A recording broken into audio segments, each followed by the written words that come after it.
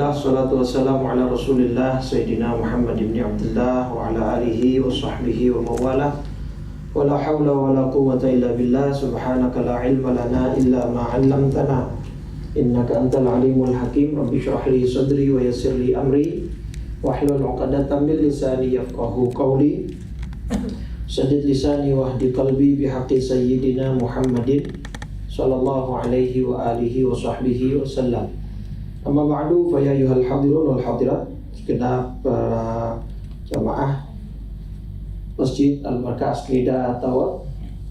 Alhamdulillah, di siang hari ini Allah berikan kita nikmat iman Islam panjang umur dalam keadaan sehat walafiat, sehingga kita bisa hadir dalam rangka melaksanakan kewajiban kita sholat zuhur berjamaah, dan kita lanjutkan dengan thalabul ilmi. Mudah-mudahan semuanya diterima oleh Allah Subhanahu wa ta'ala.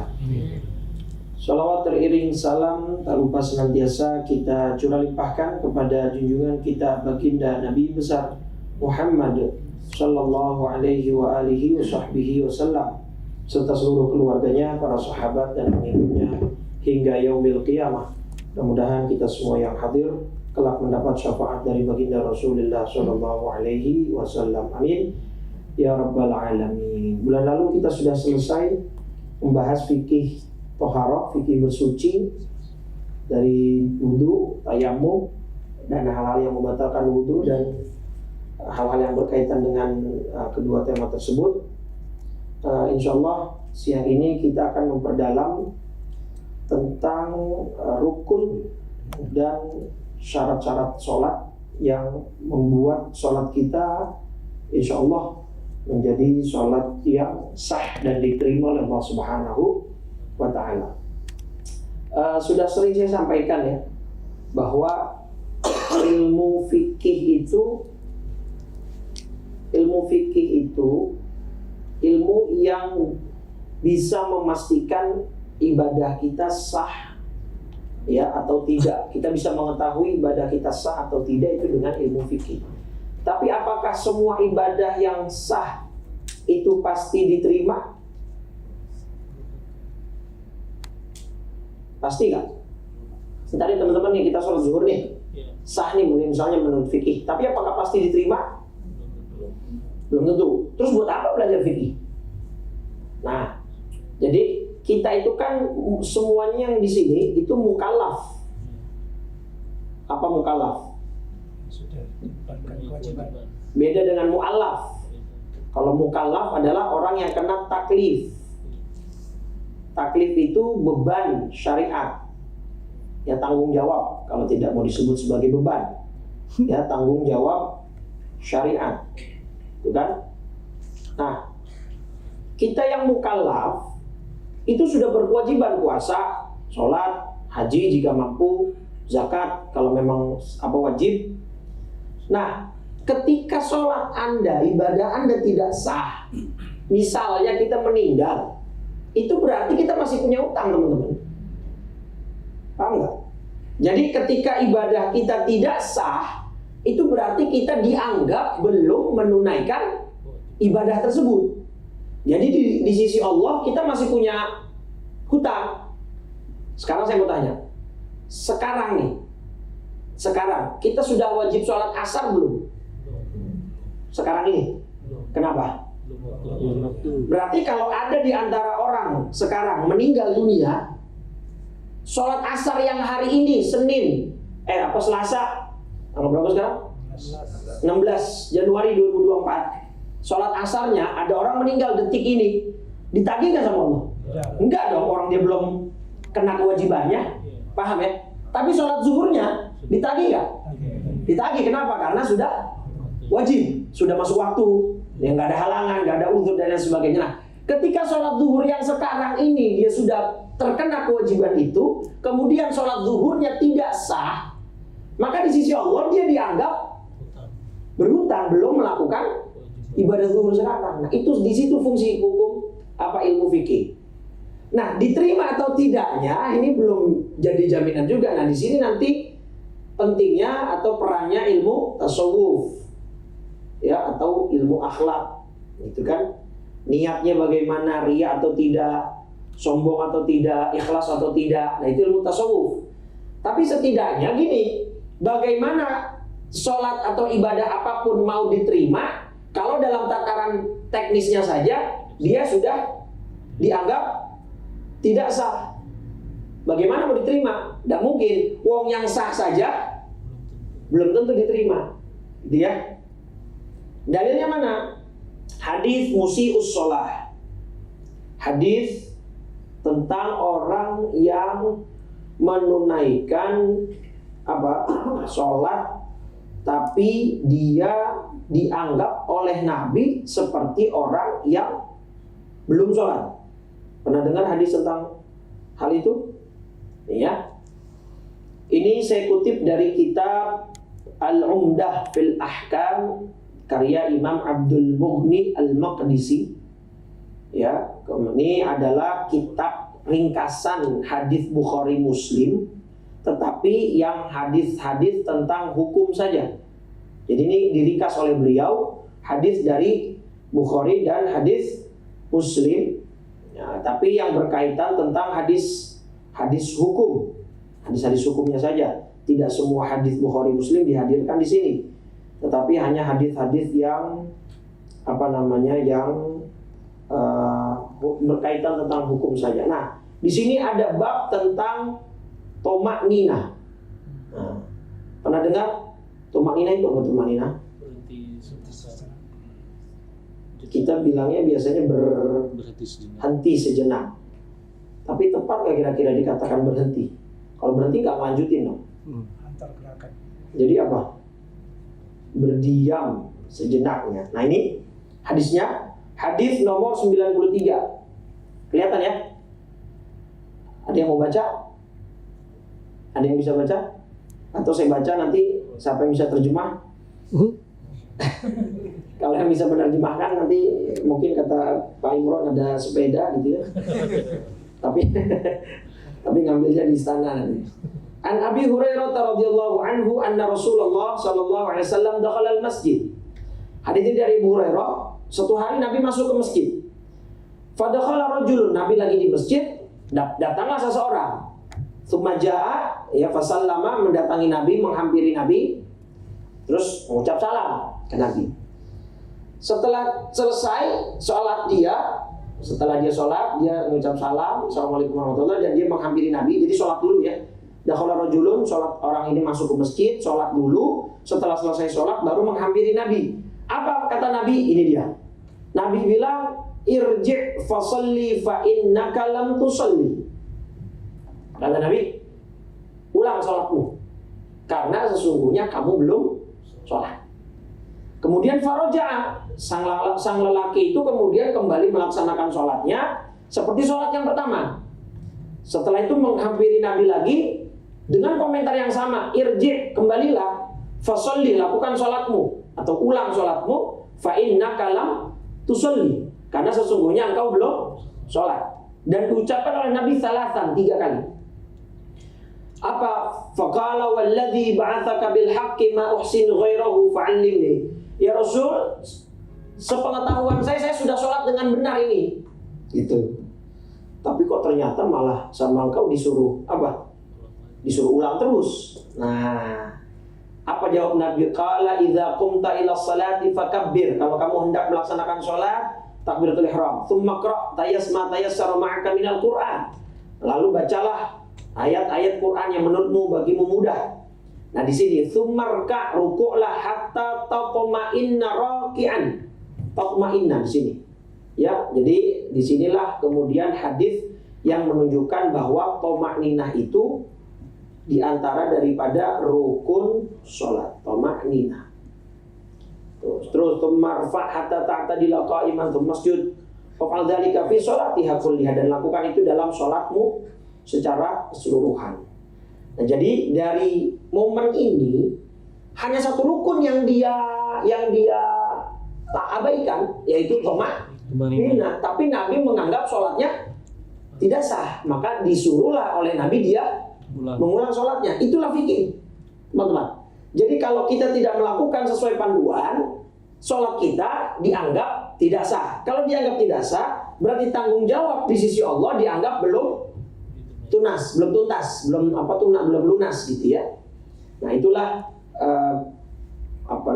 ilmu fikih yang kemudian sering kita mungkin abaikan ya, karena apalagi anak-anak sekarang, udah Ustaz, yang penting mah sholat, Allah juga tahu niat saya. Suka menggampangkan begitu, sekarang kita kerja aja kan ada SOP-nya, kerja ada panduannya, nggak bisa seenak udelnya kita.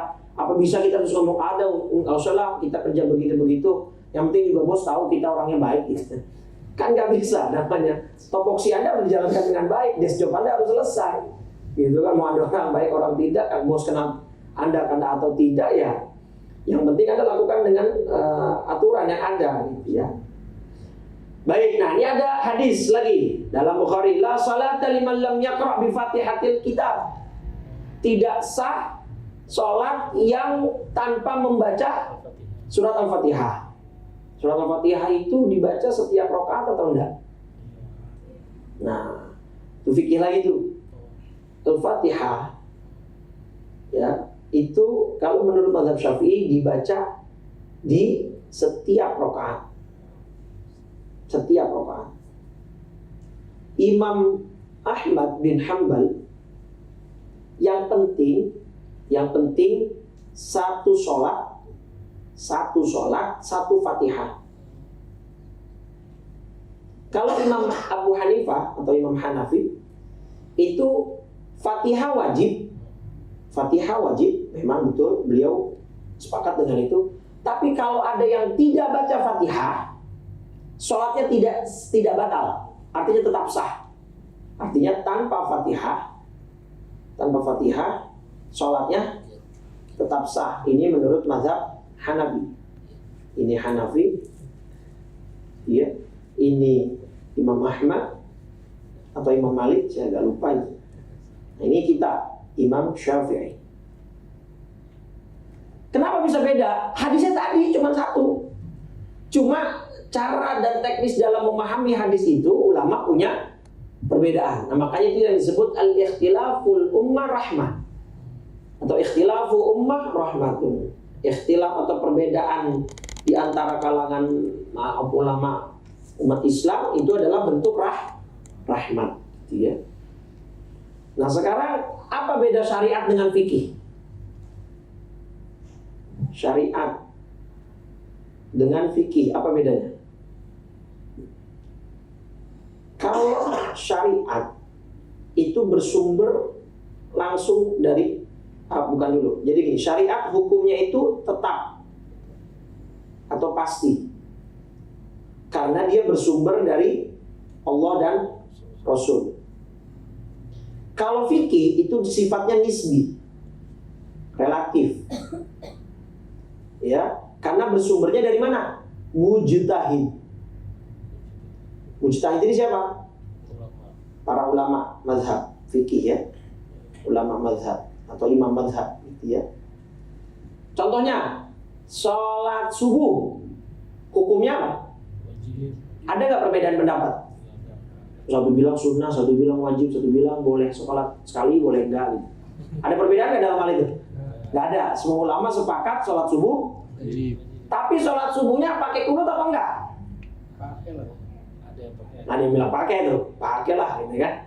Ada yang bilang enggak, ya itu namanya fikih. Jadi sholat subuhnya wajib itu syariat, nggak bisa dibedakan, itu udah nggak ada perbedaan di dalamnya. Tapi pakai kunut atau tidak itu fikih. Kita mazhab Syafi'i mayoritas pakai kunut. Mazhab Imam Ahmad bin Hanbal, padahal Imam Syafi'i dan Imam Ahmad itu murid dengan guru. Yang guru siapa? Imam Syafi'i, muridnya Imam Ahmad. Tetapi dua-duanya punya perbedaan pandangan. Oke, kita masuk ke rukun sholat. Ini yang penting ya. Rukun sholat itu ada yang menghitung 17, ada yang menghitung 13. Perbedaannya di mana? Yang menghitung 17, tomakninah dijadikan satu hitungan sendiri. Tapi kalau yang menjadikan 13, ruku dan tomakninah itu digabung jadi satu nomor. Paham nggak? i'tidal dan tomaknina dijadiin satu nomor. Tapi kalau dipisah yang menjadi 17 jadi tomaknina i'tidal 1, tomaknina dalam i'tidal 1, ruku 1, tomaknina dalam ruku 1. Dipisah gitu ya. Cuma beda gitu doang. Rukun sholat 1 niat. Jelas? Ini sering saya bilang, niat dalam mazhab Syafi'i itu yang dihitung di mana? Di hati. Kapan posisinya awal pekerjaan ibadah tersebut? Berarti kalau dalam sholat posisinya kapan? Ketika takbiratul ihram.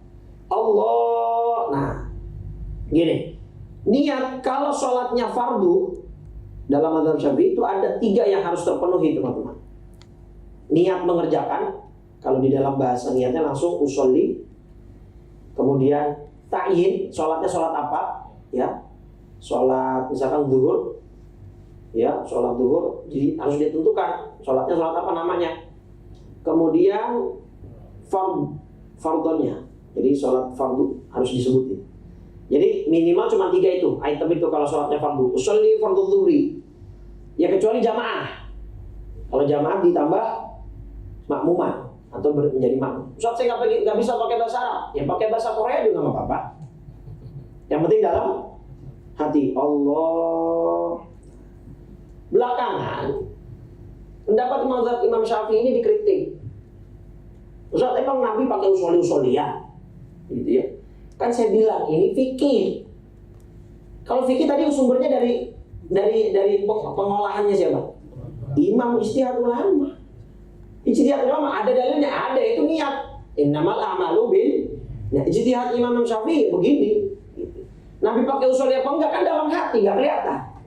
Yang Nabi bilang pokoknya Anda harus niat. Nah, dalam memahami hadis niat, ulama beda cara mengolahnya.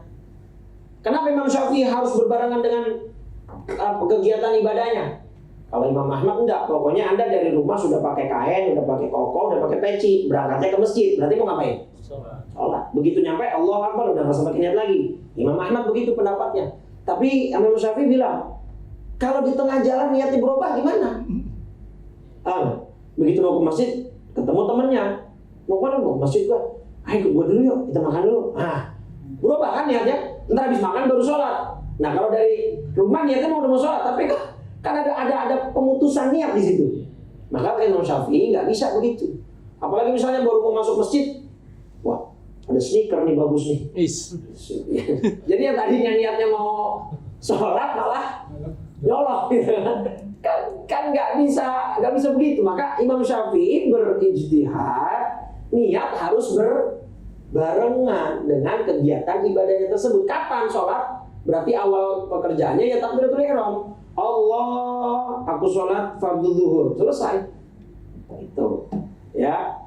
Jadi itu pertama niat. Kedua takbiratul ihram. Saya mau tanya, ngangkat niat saat takbiratul ihram, hukumnya apa? Ngangkat niat, ngangkat tangan. Saat takbiratul ihram ngangkat tangan. Sunnah. Terus yang dimaksud takbiratul ihram ini apa? Lafalnya. Kalau ngangkat tangannya sunnah. Jadi kalau misalkan ada orang lagi malas ngangkat tangan, aduh segemat mah ngangkat tangannya gitu. Allahu Akbar, tangannya langsung bersedekap. Atau bersedekap saja sendiri, ini bersedekap. Hukumnya apa nih bersedekap? Sunnah. Jadi misalnya ada orang sholat dari takbiratul ihram ini, Allahu Akbar, Bismillahirrahmanirrahim, Alhamdulillahirabbil alamin, boleh nggak? Boleh nggak? Boleh. Cuman ya di Indonesia akan jadi omongan aja. Ya, kita sholat begitu tuh. Lihat tuh si A apa si B? Orang kita kan begitu kan. Kalau sesuatu yang keluar dari pakem, dari format yang sudah umum, itu kan dianggapnya aneh. Padahal kadang kitanya yang nggak tahu. Contoh dalam bacaan Quran kan ada qiraat ya. Kita pakem di Indonesia pakai qiraat hafaz, bacanya wadduha. Begitu dia berkunjung ke negara-negara Afrika Arab, Aljazair, Libya, Maroko, pakai qiraat yang lain, wadduha. Kebetulan ada makmum orang Indonesia, wah imamnya ngaco nih, dia nggak bisa baca nih. Padahal kita yang nggak tahu. Poinnya apa? Kalau Anda sesuatu yang berbeda dari pandangan kita, jangan langsung mengecap itu pasti salah. Kadang-kadang kitanya yang belum tahu.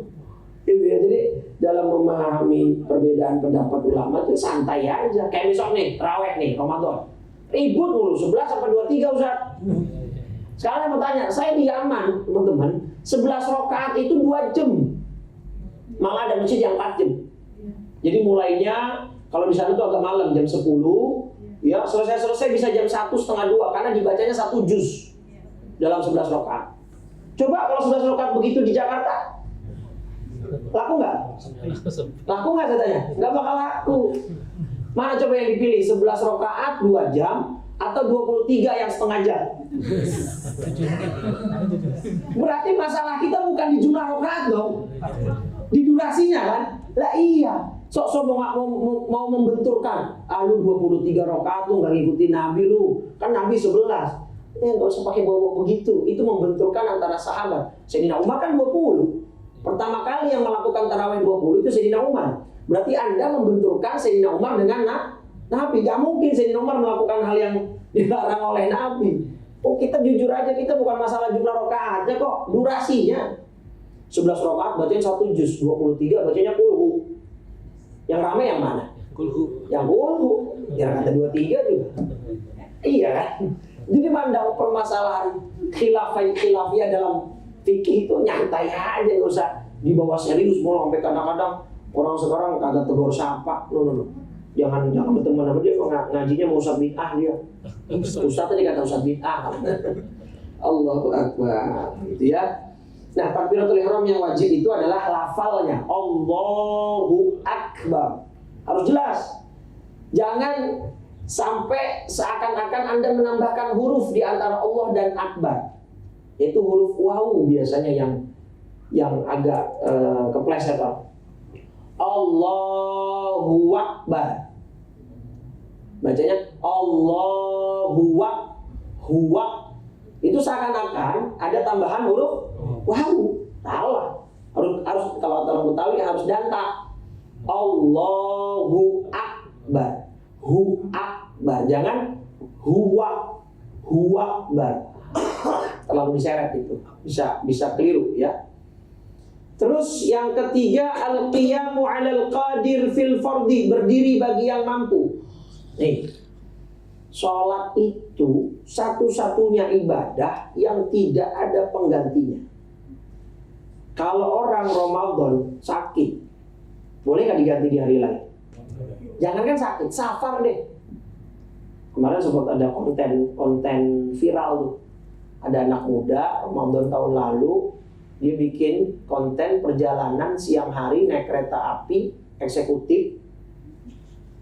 Terus di siang hari itu di kereta dia makan. Kemudian sambil memberikan edukasi konten bahwa ini diperbolehkan dalam Islam bagi yang safar dan semua. Orang awam yang nggak ngerti pasti itu nyerang netizen. Lu kan safar pakai kereta eksekutif, apalagi nggak capek segala macam. Apa nilai yang membolehkan Anda untuk tidak berpuasa? Nah, kalau dalam fikih Syafi'i memang orang itu betul. Yang penting dia sudah melakukan safar sejauh sholat bisa dikosor. Sholat bisa dikosor di kilometer berapa? Ada yang minimal itu, ada yang bilang 75. Tapi kalau dia mau ngambil yang tengah sampai 110 pun ada. Tapi yang tengah-tengah itu kita ambil 80 sampai 85 lah. Ya minimal 80 km sudah boleh kosor. Itu boleh walaupun dia nggak capek. Karena memang di dalam uzur diperbolehkannya buka puasa itu bukan karena capeknya, tapi karena safarnya kalimatnya. Walaupun capek itu konsekuensi logis dari safar, begitu. Nah, dalam Islam satu-satunya ibadah yang nggak bisa diganti itu sholat. Kalau ada orang meninggal, biasanya ada transaksi pemberian beras tuh. Orang meninggal nih, beras tuh. Untuk apa itu? Untuk bayar apa? Fidyah. Fidyah apa? Puasa. Kalau sholat, ulama sepakat, mayoritas ulama sepakat nggak boleh sholat digantikan dengan bayar fidyah, nggak boleh. Jadi dia harus diqadha. Misalkan teman-teman nih, dulu zaman muda, ya Allah Ustaz, zaman muda saya dari awal balik kayaknya banyak sholat yang ketinggalan, boleh nggak sekarang diqadha? Bukan boleh, harus. Berapa tahun Anda ninggalin sholat? Lupa Ustaz. Yang dikira-kira Ya, fase kapan? Fase SMA sampai kuliah atau kuliah sampai kerja itu ada berapa tahun? Ditakar tuh. Kira-kira ya sudah kodok itu semua. Misalkan 4 tahun itu kodok. Cuman jangan dirapel. Kalau dirapel pasti capek, dicicil. Nih misalnya nih hari ini sholat duhur, ntar habis sholat duhur ini sholat duhur lagi. Ntar habis sholat asar lagi. Habis sholat maghrib lagi. Terus lakukan selama yang 4 tahun yang anda anggap dulu Anda meninggalkan sholat itu. Ustaz, kalau sebelum 4 tahun kebayar udah keburu meninggal, insya Allah udah dianggap lunas karena dia sudah ada niat etikat untuk bayar. Ada orang yang males coba melobi. Lobinya gimana? Ustaz, Allah kan mengampuni dosa orang-orang yang bertaubat. Ini saya udah bertaubat nih Ustaz. Dulu kan memang saya nggak sholat, saya kan udah taubat. Berarti yang lalu udah diampuni aja lah Ustaz lah. Nggak usah pakai diganti-ganti gitu ya. Kalau puasanya, kalau yang lain-lain itu iya, Mbak. Tapi kalau sholat itu nggak bisa. Even lagi perang, kita disuruh sholat nggak? Dalilnya mana? Nih, surat An-Nisa, surat 4. Ya, kelihatan nggak di TV-nya? Iya. Hilang? Nggak? Lagi dicari. Nggak maksud tapi tampil nggak? Tampil. 102. Tuh, An-Nisa surat 4 ayat 102. Ini tata cara teknis sholat di dalam peperangan ya. Jadi ketika engkau hendak melaksanakan sholat bersama-sama mereka, hendaklah segolongan dari mereka berdiri atau sholat besertamu dan menyandang senjata mereka. Kemudian apabila mereka yang sholat besertamu sujud, ya telah menyebutkan 1 rakaat, maka hendaklah mereka pindah dari belakangmu untuk menghadapi musuh. Dan hendaklah datang golongan yang lain yang belum sholat. Terus gitu jadi bergantian. Jadi shaf pertama nih bareng imam, bareng Nabi ruku. Shaf kedua jangan ruku dulu. Ntar shaf pertama dengan Nabi i'tidal. Shaf kedua baru ruku. Dan begitu terus. Nanti ada lagi sisakan yang belum itu, yang sudah selesai gantian berjaga-jaga, yang tadi berjaga-jaga sholat gitu. Terus begitu. Ini kalau perangnya masih dalam kondisi kondusif. Kalau perangnya sudah chaos, kata ulama fikih, shollu kaifa amkan. Sholat sebisanya. Dalam konteks teman-teman perkantoran yang sering dapat pertanyaan saya di beberapa perkantoran, teman-teman yang kerjanya di tengah, rumahnya di ujung. Ya, rumah kerjanya misalkan di Sudirman, Cikini, Gondangdia. Terus rumahnya di Cibitung, Cikarang, Depok. Yang seringkali yang jadi keteteran itu sholat apanya? Maghrib, gitu kan? Apa mau dikodok terus-terusan? Tiap hari nggak boleh, sesekali boleh, karena kan darurat. Tapi kalau tiap hari nggak boleh. Terus gimana? Saya bilang, ya itu depends on your heart. Tergantung hati kamu niatin sholat apa enggak gitu. Kalau memang udah nggak niat sholat ya nggak akan. Kan bisa caranya gimana? Bisa dia sholat pulangnya dimajukan atau sekalian dimundurkan. Atau kalau naik motor bisa lah gampang melipir gitu ya. Yang susah kan yang naik angkutan umum nih, gitu kan? Saya gambarkan begini Mbak, teman-teman ya. Ada nasihat dalam kitab Al-Hikam Al-Athaiyah karya Imam Ibn Athaillah Sakandari. Tanda hati seseorang mati itu adalah diantaranya tarkun nadamah ala ma fatahu minal muwafaqat. Dia tidak menyesal kalau ketinggalan amal soleh. Jangankan yang sunnah, yang wajib saja dia udah nggak peduli. Itu berarti tanda hati orang tersebut mati. Nggak nyesel gitu, ketinggalan sholat, ketinggalan puasa. Padahal sekarang kalau saya tanya nih, ada sebuah wilayah di sebuah RW, kan bapak RW-nya bilang pengumuman besok ada BLT cair, nominalnya 300.000 per orang, tapi kuota cuma 100. Pendaftaran dibuka jam 6 pagi.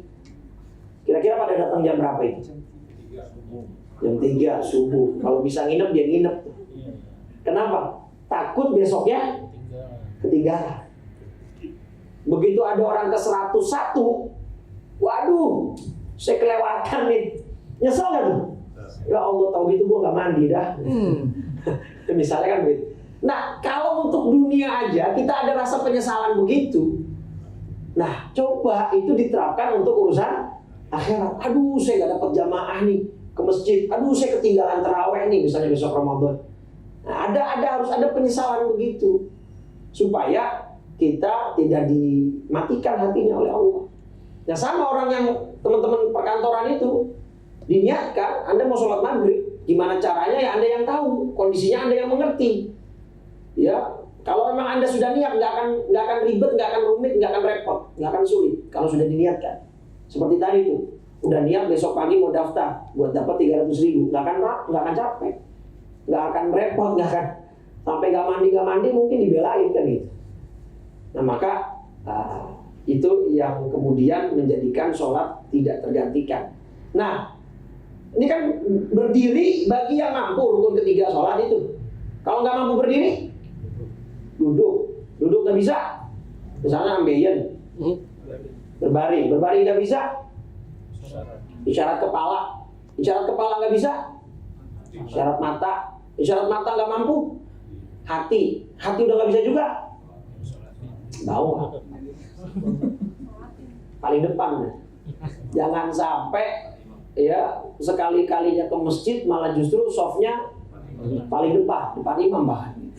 Nah, alhamdulillah itu kalau kata saya cara musola atau masjid itu kipas sama temboknya bisa ngomong juga bakal ngeledek itu. Cie-cie dia ke masjid, sekalinya ke masjid paling depan gitu. Terus kalau anak muda sekarang cuak gitu ya. Ya Allah, rugi lah, terus seumur hidup ke masjidnya sekali-kalinya pas paling depan. Nauzubillah min dzalik. Nah, ya, yang keempat, qiraatul Fatihah, membaca surat Fatihah kalau kita di setiap rakaat. Saya punya pertanyaan teka-teki. Sholat apa yang punya 3 tahiyat? Sholat apa yang punya 3 kali tahiyat? Kan umumnya tahiyat dalam sholat berapa kali? Masbuk. 2 kali kan, tahiyat awal, tahiyat akhir. Nah ini punya 3 kali tahiyat. Maghrib masbuk. Sholat yang masbuk ketika maghrib, dia dapatnya di rakaat keberapa? Rakaat kedua. Dia nyusul di rakaat kedua, dia dapat oleh imam rakaat kedua nih. Imam kan tahiyat awal, dia ngikut. Entar rakaat ketiga imam tahiyat akhir, dia ngikut. Nah, ntar dia nambah 1 tahiyat akhir. Berarti berapa tahiyat? 3 tahiyat. Itu dalam ilmu fikih namanya al-ghaz, teka-teki humor fikih. Jadi humornya ulama juga berilmu gitu ya. Candaannya ada isinya gitu, guyonannya guyonan berisi. Khamis yang kelima ruku. Nah, ini yang ke-6 tamanina dalam ruku. Ke-7 i'tidal. Ke-4 tamanina dalam i'tidal. Ke-9 sujud 2 kali. Ke-10 tamanina dalam sujud. 11 duduk di antara 2 sujud. Ke-12 tamanina di dalam duduk di antara 2 sujud. 13 tasyahud akhir. Tasyahud akhir itu maksudnya apanya? Yang ke-14 duduk di tasyahud akhir. Nah, kalau tasyahud akhir ini maksudnya apanya? Lafalnya, Pak. Teman-teman, lafal at-tahiyyatul. Nah, itu namanya tasyahud akhir. Duduknya, nah ini nomor 14. Ya kalau nggak duduk mau gimana nutup sholatnya? Nah, duduknya wajib. Nah, tahiyatnya, tasyahudnya wajib. Yang kelima, yang akhir. Yang awal Sunnah. Yang awal sunnah. Saya pernah dapat pengalaman. Mungkin ini antara imam sama makmum sama-sama nggak paham. Pas ketika rakaat kedua harusnya kan tahiyat, imam bangun, udah sempurna berdirinya begini. Makmum duduk semua sambil baca subhanallah. Karena kenapa? Mengingatkan imam untuk tasyahud awal duduk. Si imam panik karena nggak ngerti mungkin. Akhirnya si imam duduk. Karena si makmum kelamaan ngelihat imam berdiri nggak duduk-duduk, makmumnya berdiri. Kabar? Iya. Jadi kan paniknya berdiri dulu lama nih si imam nih. Si makmum duduk, subhanallah gitu kan. Si imam panik nih, bingung apa yang harus dilakukan. Akhirnya karena subhanallahnya nggak berhenti, ya kan kayak didesak begitu dia kan. Akhirnya dia duduk. Si makmum karena ngelihat imam kelamaan duduknya, pikir dia mungkin nggak akan duduk, berdiri. Akhirnya bingung dah tuh, bagaimana lagi? Akhirnya kacau tuh. Nah, maka yang benar gimana? tasyahud awal itu hukumnya sunnah. Kalau Anda sudah kadung berdiri karena lupa, nggak perlu duduk, nggak perlu balik, lanjut. Bahkan ketika Anda balik, kan sunnah, berdiri untuk rakaat ketiga wajib. Nah, Anda mengejar yang sunnah dan meninggalkan yang batal sholat Anda. Kecuali berdirinya belum sempurna, dari sujud baru mau begini tuh. Anda langsung ingat, langsung duduk, boleh. Karena belum sempurna. Tapi kalau berdirinya sudah sempurna, kan sudah masuk hitungan rakaat keberapa berarti? Ketiga. Nah, itu sudah masuk yang rakaat ketiga. Anda nggak boleh balik duduk. Karena duduk tasyahud awal sunnah. Maka tadi dalam konteks kasus case tadi harusnya gimana? Ya makmum ikutin imam. Jangan bikin imam malah bingung, subhanallah, subhanallah. Sama kayak kalau imam lupa bacaan ayat. Secara hukum fikihnya yang harus mengingatkan bacaan ayat siapa? Ya makmum, tapi makmum yang mana? Yang persis di belakang imam. Makanya ulama-ulama dulu tuh kalau sholat sholat berjamaah itu yang di belakang imam persis tuh mesti yang coba lihat di Masjidil Haram. Yang di belakang imamnya itu mesti orang yang udah paham, karena nanti takutnya imam batal, tinggal maju yang di belakangnya nih, karena udah paham hukum. Ini enggak, begitu imam lupa bacaan ayat, yang ngikutin yang paling belakang. Mana kedengeran imamnya. Akhirnya saut-sautan gitu. Akhirnya kan imamnya panik nih jadi. Akhirnya ganti sama surat Inna apain lagi. Boleh nggak? Dia lupa nih, terus ganti sama surat yang dihafal, boleh nggak? Boleh, itu jalan keluar yang termudah sudah. Ya, daripada dipaksakan utus juga boleh. Ya kan memang bacaan surat juga kan hukumnya sunnah, nggak baca pun nggak apa-apa misalnya. Cuman ya kadang-kadang imam ya udah kadung baca begitu, mungkin mau diselesaikan gitu ya maunya. Oke, ke-15 bersolawat. Jadi mazhab Imam Syafi'i mewajibkan solawat kepada Nabi Muhammad SAW di tasyahud akhir, itu wajib. Ya. 16 salam, ya ke-17 tartib. Bahkan kalau di dalam syarahnya sholawat ini nggak cukup sama Nabi, tapi mencakup kepada keluarga Nabi. Jadi minimal Allahumma sholli ala Muhammad wa ala ali Muhammad. Setelah itu yang Ibrahimiyahnya nggak dibaca nggak apa-apa. Anda langsung mau assalamualaikum warahmatullahi wabarakatuh, boleh. Nah salam ini pun salam yang kemana? Yang wajib ke kanan, yang ke kiri sunnah. Ya, misalkan Anda assalamualaikum warahmatullahi kentut, jangan dilanjutin. Udah selesai, udah cukup. Kalau Anda lanjutin malah batal. Paham? Karena Anda memutus sholatnya dengan sesuatu yang sudah Anda batalkan gitu. Jadi malah sholatnya nggak diterima. Terakhir, mengangkat tangan di dalam sholat itu hanya sunnah di 4 tempat. Ingat-ingat, mengangkat tangan di dalam sholat hanya disunahkan dalam 4 tempat. Takbiratul ihram, ketika mau ruku, bangun dari ruku ketika i'tidal, dan bangun dari tasyahud awal. Cuma itu. Sisanya nggak disunahkan ngangkat tangan. Di pertama takbiratul ihram, Allahu Akbar. 1. Ketika ruku, Allahu Akbar. 2. I'tidal, sami Allahu liman hamidah. 3. Keempat, itu nanti ketika bangun dari tasyahud awal menuju rakaat ketiga. Itu. Selain itu nggak disunahin. Dari rakaat pertama ke rakaat kedua nggak disunahin. Dari rakaat ketiga ke rakaat keempat nggak disunahin. Dan bagi yang melakukan kunut, beberapa waktu belakangan kan kita sering kunut nazilah nih untuk saudara-saudara Palestina, atau kunut subuh lah di luar kunut nazilah misalnya, jangan mengusap muka. Ya, kalau itu bid'ah gitu, jelas. Jadi bahkan even Imam Syafi'i pun ketika kunut itu tidak boleh mengusap muka. Jadi sallallahu ala Muhammadin wa ala alihi wasallam, udah selesai, langsung sujud. Tidak perlu untuk mengusap muka. Baik, itulah 17 daripada rukun sholat yang mesti kita lakukan agar sholat kita dianggap sah oleh Allah Subhanahu wa ta'ala. Mudah-mudahan dengan sahnya sholat yang kita lakukan diterima oleh Allah dan menjadi pahala yang berlipat di yaumil qiyamah nanti. Insya Allah bulan depan, bulan Februari menjelang Ramadan, kita akan bahas fikih puasa. Oh. Ya kita lompat dulu karena menjelang Ramadan kita bahas fikih puasa. Misalnya Ustaz ada yang lagi wudhu kumur-kumur ketelan nggak sengaja, hukumnya gimana? Misalnya gitu ya. Malah alhamdulillah. Misalnya Ustaz suami istri berhubungan badan di siang hari Ramadan, hukumnya gimana? Tanpa sengaja. Kalau nggak bisa Pak, kalau tanpa sengaja nggak tergambarkan ya gimana tanpa sengaja. Sambil ngigo apa gimana? Itu ya. Nah nanti insya Allah di Februari menjelang Ramadan kita kupas fikih puasa, dan kalau ada pertanyaan-pertanyaan terkait fikih puasa, biasa yang paling menjadi pertanyaan itu buat ibu hamil, menyusui, kalau nggak puasa itu gantinya gimana, bayar fidyahnya seperti apa, gitu kan? Nah, insya Allah kita akan lompat dulu ke fikih puasa besok ya. Baik, ada pertanyaan yang di sini? Silakan, ada 2, 3. Silakan Bapak dulu deh, nanti baru ke Ibu ya. 3 pertanyaan. Ya, Ya.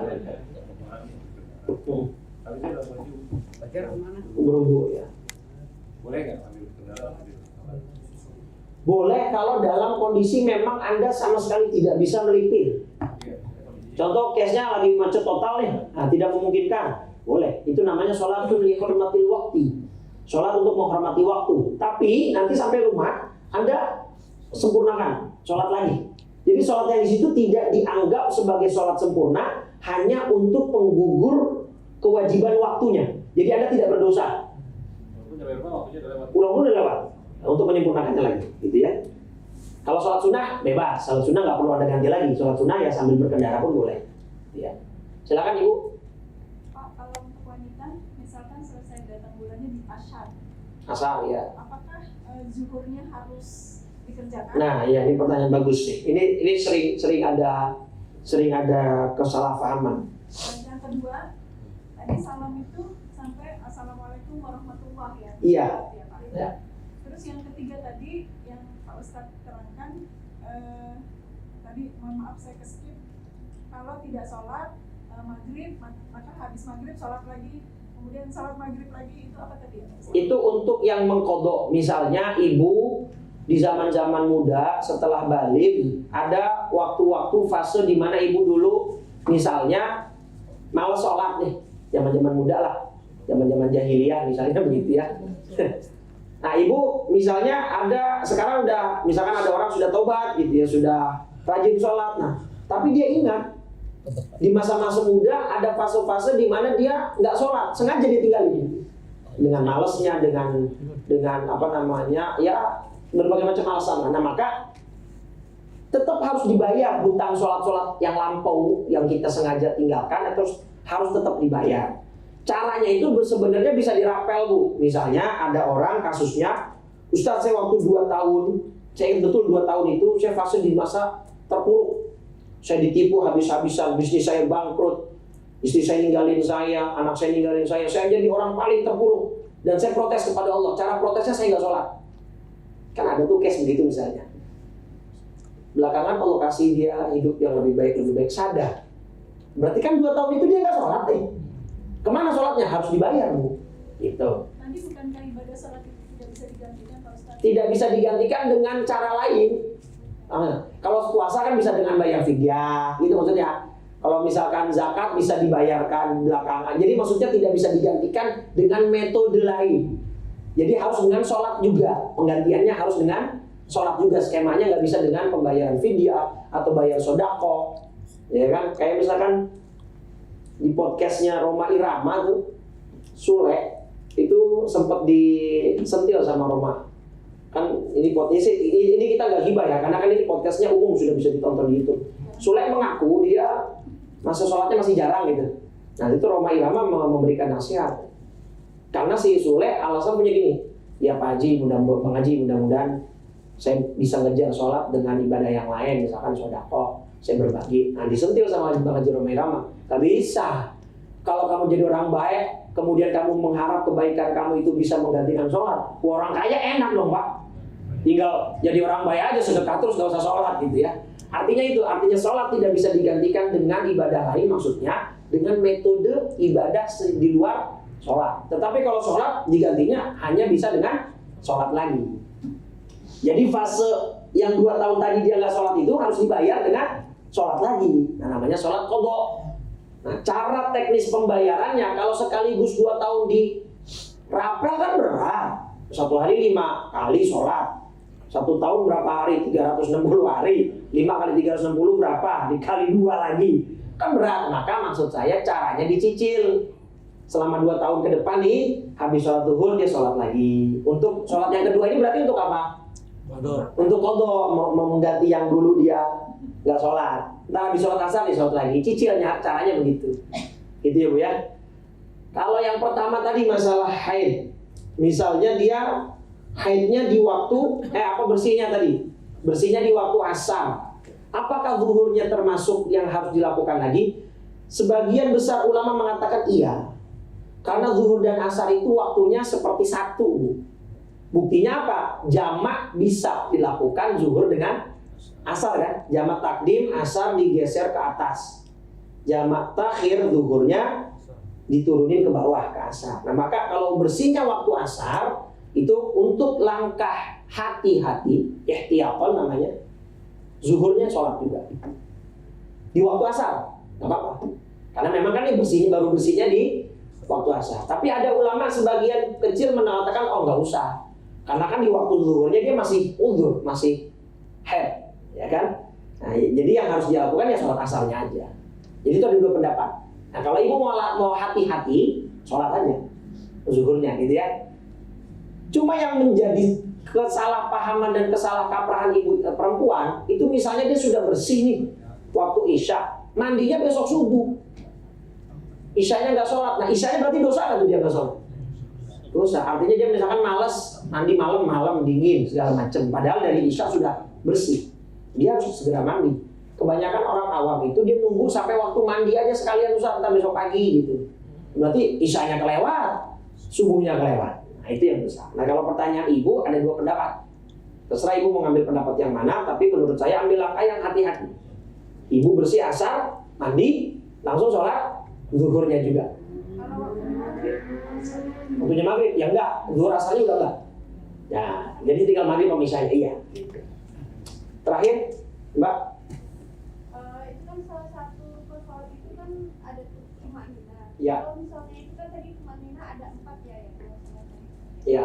Nah, yang 4 itu kalau misalnya kita ada beberapa yang misalnya 2 atau 3 yang tidak tumanina atau Salah satunya aja gitu. Salah satunya atau yang kita sholat kan ada yang kadang-kadang kita harus mengajarkan sesuatu akhirnya kita tidak tumanina. Apakah sesuatu itu harus digantikan? Iya.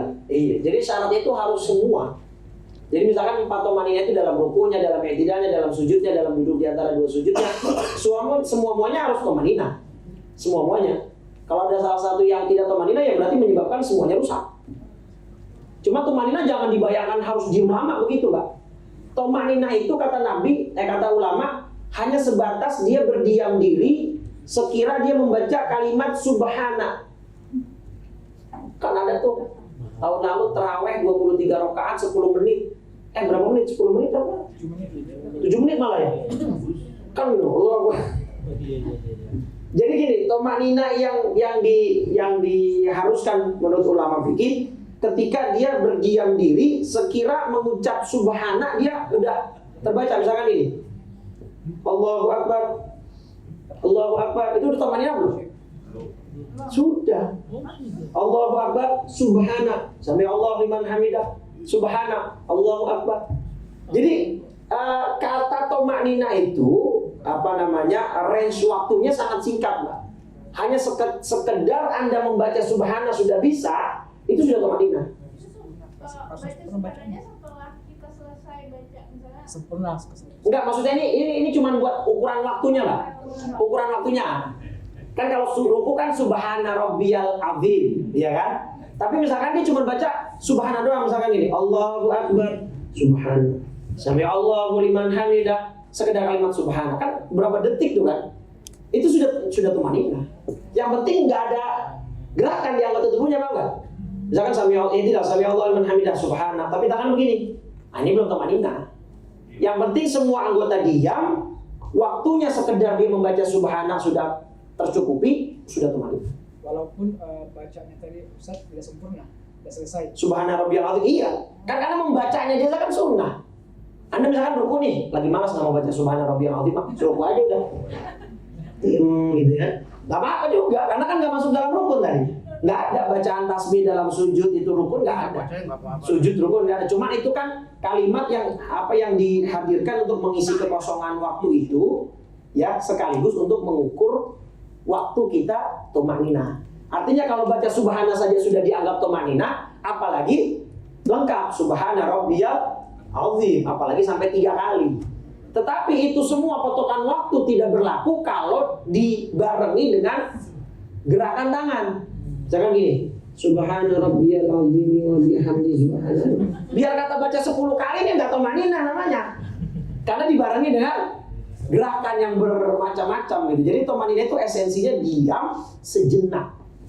Sejenaknya seapa? Sekedar membaca kata subhanallah. Jadi ada 2 indikator, diamnya dan durasinya. Paham ya? Tapi kalau bacanya tadi subhanallah sampai 10 kali tapi nggak diam, ya nggak tumanina juga namanya itu. Jelas nggak Mbak? Aduh. Satu lagi. Ya gimana? Kalau misalnya kita sholat itu kan kadang-kadang karena kita mengikuti imamnya misalnya sudah Cepet ya? gerakan lain atau bacaan lain kitanya belum selesai, apakah itu sudah dianggap sah? Iya, kalau Fatihah Mbak misalnya biasanya bacanya lambat, imamnya cepat. Mbak selesaikan dulu Fatihahnya. Jangan langsung ruku. Mbak nggak masbuk kan? Cuman karena memang ketinggalan karena imamnya terlalu cepat. Kalau Fatihah, khusus untuk Fatihah selesaikan. Batasnya sampai kapan? Sampai imam sujud kedua. Itu masih diberi batas toleransi.